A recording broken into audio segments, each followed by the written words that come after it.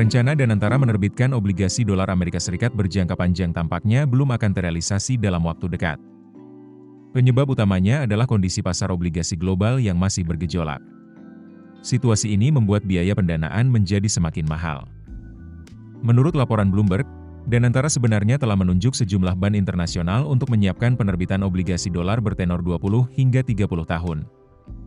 Namun, tak lama setelah itu, imbal hasil atau yield obligasi pemerintah Amerika Serikat melonjak tajam. Kondisi semakin menantang setelah Bank Sentral Amerika Serikat, Federal Reserve, memutuskan mempertahankan suku bunga acuannya.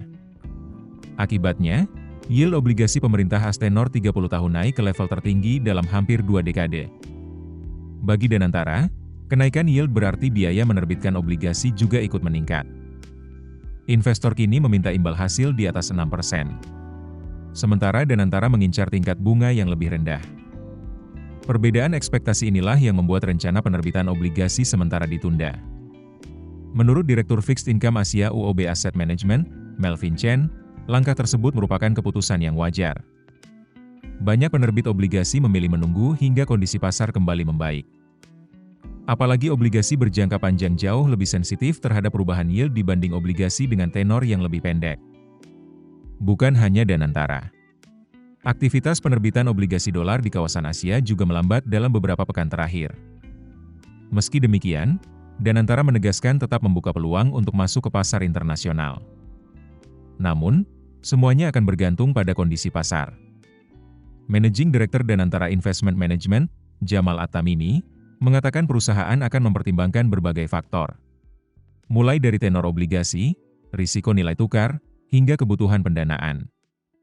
Danantara juga menegaskan hanya akan menerbitkan obligasi ketika momentum dinilai paling menguntungkan. Di sisi lain, sentimen terhadap Indonesia juga menjadi perhatian investor.